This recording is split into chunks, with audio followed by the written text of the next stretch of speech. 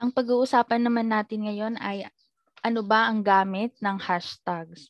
Kasi lagi natin yan nakikita at lagi natin yan ginagamit. But ano ba ang talaga ang gamit ng hashtags? Hashtag is a label for content. It helps others who are interested in a certain topic quickly find content on that same topic. So itong hashtags ay karaniwang ginagamit sa mga social media sites katulad ng Twitter, Instagram, Facebook, Pinterest, no, yung mga social media sites na yon ay karaniwang ginagamit no ang hashtags. And ang hashtags ay nagsimula no sa Twitter. So, kahit sino ang mag-share ng content no na relevant topic ay pwedeng maglagay ng hashtag labels dun sa kanilang mga messages. And ang isa pang purpose ng hashtag ay para mas madali sa mga audience na makita yung messages mo just by clicking that hashtag. So ngayon, pag-usapan naman natin yung hashtag basics. They always start with pound sign. Okay? Hindi ito tatawaging hashtag kung walang pound sign. So always start yan sa pound sign. Make sure your accounts are public. Otherwise, the hashtag content you write won't be seen by any non-followers. So, make sure na when you use hashtag, yung account mo dapat ay naka-public. Don't string too many words together. The best hashtags tend to be relatively short and easy to remember. So, as much as possible, when you create a hashtag, dapat maikli lang kasi mas madaling maalala yung mas maikli na hashtags. Use relevant and specific hashtags. If it's too obscure, it will be hard to find and it won't likely be used by other social media users. So, make sure na yung gagamitin mo hashtags ay relevant dun sa iyong topic or dun sa iyong pinopromote. Limit the number of hashtags you use. Actually, mas okay din na gumamit ng hindi ganon karaming hashtags kasi the more na marami, the more na magmumuka itong parang spam. Okay? So as much as possible, we just limit the use of hashtags and we just use the relevant ones. Now, how to use hashtags? Number 1 is no spaces allowed. You can't use any punctuation or other symbols dun sa yung hashtags aside from the pound symbol at the beginning. Okay lang gumamit ng numbers, pero kailangan mo din siyang samahan ng letters. Parang hindi siya magiging maganda kung pure lang siya na numbers or pure lang siya na numbers. Okay?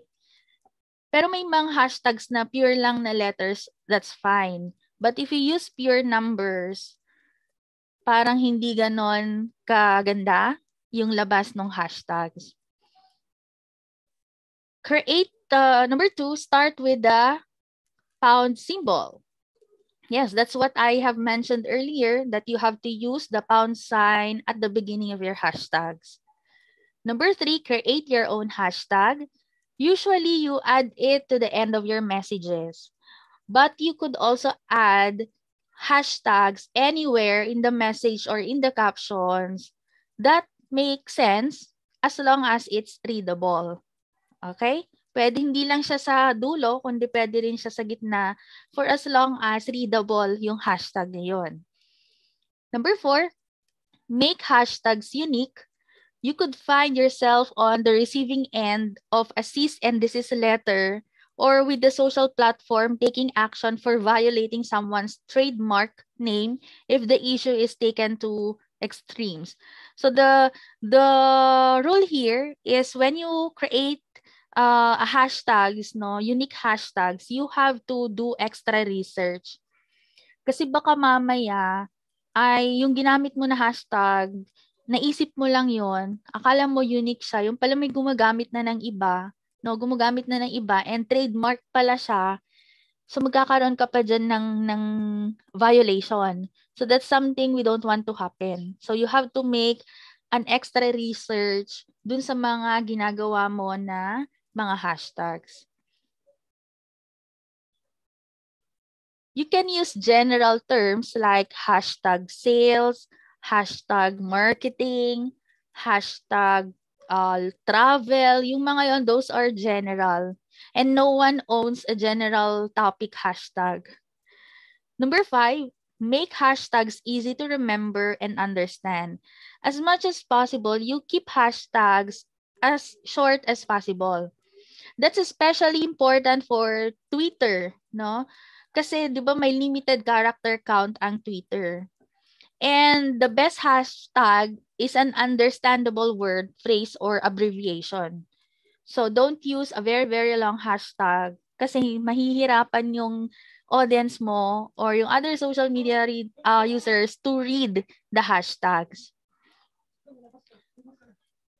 How to use a hashtag that already exists. So rather than creating your own hashtag, sometimes you want to enter a discussion around the topic where a hashtag already exists. You would simply add that hashtag somewhere, usually at the end of your Twitter, tweet, or other social media updates. So by doing so, you are sharing your content related to the topic. By adding the hashtag to your content, you are just like saying, hey, sali ka dito sa discussion namin na to. And then others will understand the topic and they will be able to see also your content. But when not to use a hashtag? Avoid hashtag pollution. So this is using multiple hashtags in a single message. Gaya nga ng sinabi ko kanina, that if you use a lot of hashtags, magmumukha siyang spam. And you know what? It is considered bad etiquette to add a hashtag to an unrelated message just to get attention. So always make sure your content is relevant to the hashtag you use. Otherwise, people may report you for being a spammer or respond testily.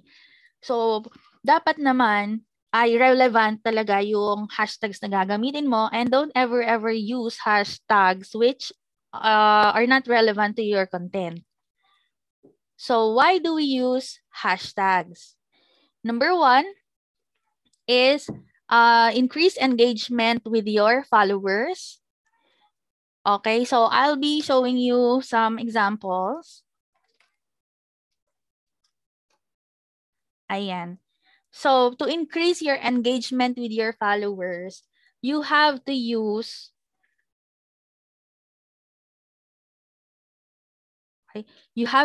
these hashtags.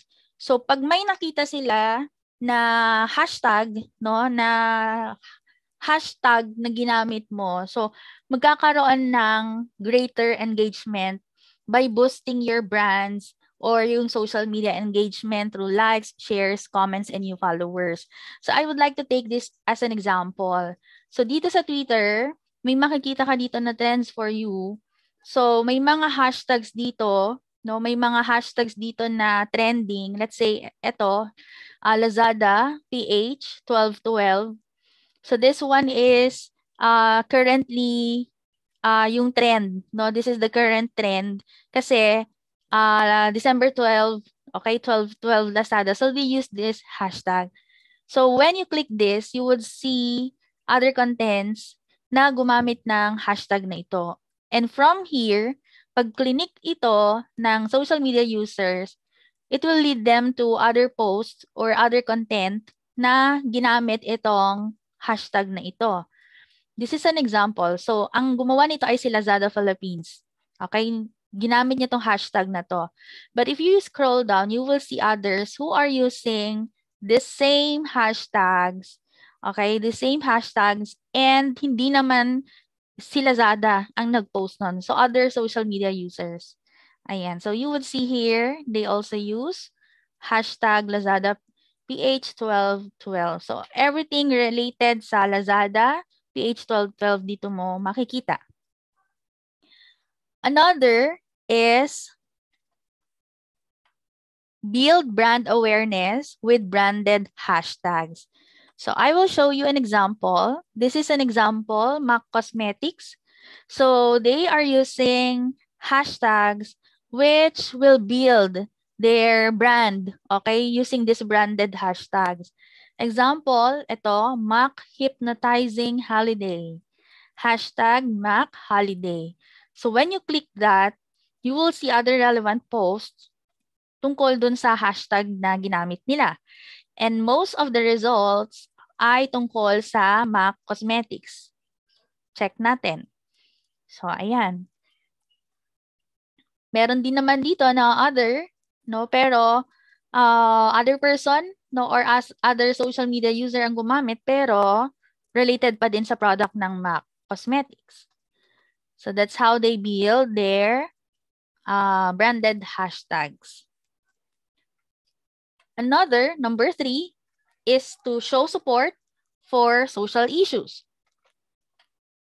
Okay. So there is this hashtag, no, yung Black Lives Matter, because there was an issue in the past about this, no. So they use this hashtag para maging aware ang lahat, no, sa paggamit or maging aware ang lahat doon sa issue na yon during that time. And they use this one, Black Lives Matter. So it can be not connected to your brand. But through this, when you use this hashtag, parang you are like saying or telling other people that you support this hashtag. So you are showing support for social issues. Diba? Okay? So that's how you use hashtags. Another is we have add context to a social media post. So, alam naman natin, no, sa Twitter ay napaka-konti lang ng character count na ginagamit. So, dito, no, 280 characters to be exact.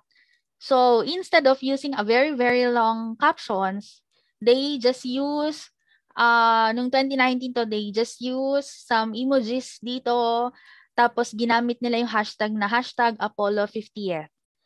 So, ayan.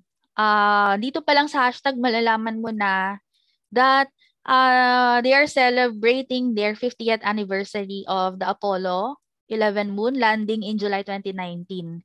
Ato. Another is help your target audience find you.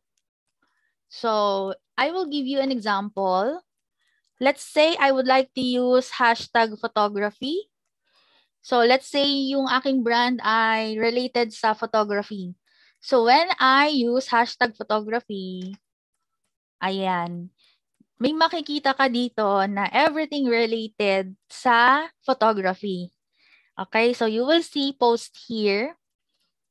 Okay, yan. Makikita mo, related lahat ito sa hashtag na ginamit. Okay, so let's say photography yung brand mo is has something to do with photography and you want to get ideas from here or they want to find you using this hashtag, pwede. Yun nga lang, this is a general hashtag so medyo mahirap na makita yung brand mo, most especially if you're just starting. Another, number 6 is disclose sponsored partnerships. This section is for influencers and other brands who work with other influencers. So this one is the most famous one, no? Yung BTS. You know, BTS, isa itong boy band sa Korea na kilalang-kilala talaga ng karamihan. And nagkaroon sila ng collaboration with McDonald's. And we all know McDonald's is a well-known fast food chain, di ba? Aware naman tayo doon. Tapos, very famous din ang BTS. And they created a hashtag, BTS meal, na kung saan itong hashtag na to ay ginagamit in collaboration with, ginagamit ng BTS in collaboration with McDo. Or ginagamit ng McDo in collaboration with BTS. So when you click BTS meal here, you will see a lot of results na makikita mo talagang related sa BTS tsaka sa McDonald's. So ito. Yan. Okay, BTS sa meal.